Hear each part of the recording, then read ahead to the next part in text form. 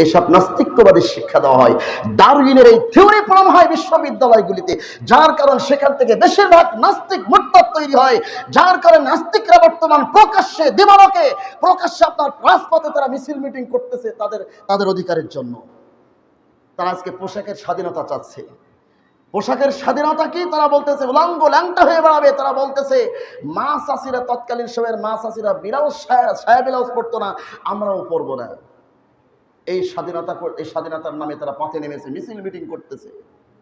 আপনারা বলুন, হ্যাঁ তাদের স্বাধীনতা থাকতে পারে, তারা ঘরের মধ্যে যাক, সম্পূর্ণ উলঙ্গ ল্যাংটা হয়ে থাকুক, কোনো সমস্যা নাই, সেখানে বৈধ আছে, শরীয়ত তাকে সম্মতি দিয়েছে।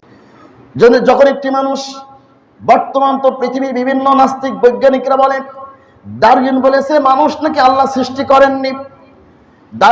ডারউইনের থিওরি, তিনি বলেছেন মানুষ নাকি বানর থেকে তৈরি। কেন বলেছেন বানর থেকে তৈরি? বর্তমান এই ডারউইনের থিওরি বর্তমান বিশ্ববিদ্যালয়তে পড়ানো হয়। কি পড়ানো হয়? ছাত্রদেরকে বলা হয় যে আমরা বানর থেকে তৈরি। কিভাবে? এই বানরগুলো গাছের ডালে চলতে চলতে ফিরতে ফিরতে কি হয়েছে, গাছের ডালের ওই আপনার আছে ঘষায় ঘষায় পিছন থেকে লেজটা ছিঁড়ে পড়ে গেছে, আর অটোমেটিকলি মানুষ আস্তে আস্তে দাঁড়ানো শিখেছে, সেখান থেকে মানুষ তৈরি হয়ে গেছে। বিশ্বাস যদি না হয় তোমরা পিছনে হাত দিয়ে দেখো, ওখানে দেখবে ওই লেজের ডোকাটা পাওয়া যাবে। ছাত্ররা পিছনে হাত দিয়ে দেখে, তাও তো ঠিক, সত্যি যে তাহলে আমরা বানরের জাত, আমরা আদম থেকে না, বানর থেকে আমাদের তৈরি। এইসব নাস্তিক্যবাদী শিক্ষা দেওয়া হয়।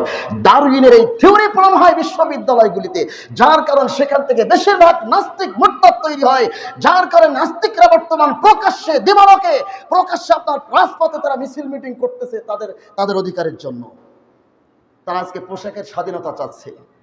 পোশাকের স্বাধীনতা কি? তারা বলতেছে উলঙ্গ ল্যাংটা হয়ে বেড়াবে। তারা বলতেছে মা চাষিরা, তৎকালীন সময়ের মা চাষিরা ব্লাউজ সায়া ব্লাউজ পরতো না, আমরাও পরবো না। এই স্বাধীনতার নামে তারা পথে নেমেছে, মিছিল মিটিং করতেছে। আপনারা বলুন, হ্যাঁ তাদের স্বাধীনতা থাকতে পারে, তারা ঘরের মধ্যে যাক, সম্পূর্ণ উলঙ্গ ল্যাংটা হয়ে থাকুক, কোনো সমস্যা নাই, সেখানে বৈধ আছে, শরীয়ত তাকে সম্মতি দিয়েছে।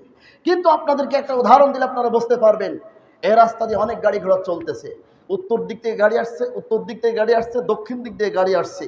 এইভাবে গাড়ি চলাফেরা করতে করতে একজন ড্রাইভার সে চিন্তা ভাবনা করেছে, আমার টাকা দিয়ে গাড়ি কিনা, আমার তেল, আমার মোবিল, আমার লাইসেন্স, আমার গাড়ির লাইসেন্স সব ঠিক আছে, আমার ইচ্ছা মতো গাড়ি আমি উত্তর দক্ষিণ আমি আড়াআড়ি চালাই দেব।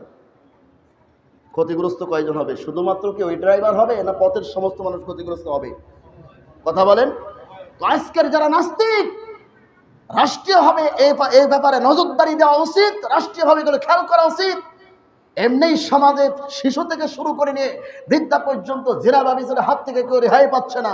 সমকামিতা পর্যন্ত শুরু হয়ে গেছে, পুরুষে পর্যন্ত জেরা ব্যভিচারী শুরু হয়ে গেছে। এমন দিন সামনে আসছে পশুর সাথে জেরা করবে মানুষ, সেই পরিস্থিতির সৃষ্টি হচ্ছে।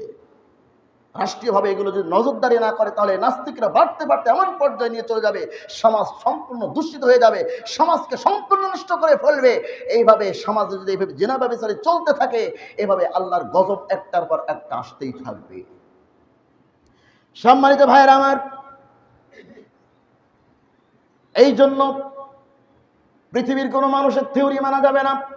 কেউ বলেছে মানুষ ব্যাঙ থেকে তৈরি, কেউ বলেছে শিম্পাঞ্জি থেকে, কেউ বলেছে বানর থেকে, কেউ বলেছেন খড়কুটা থেকে, কিন্তু রব্বুল আলামিন তিনি বলেছেন না না না, ওয়ালাকাদ খালাকনাল ইনসানা মিন সুলালাতিন মিন তিন।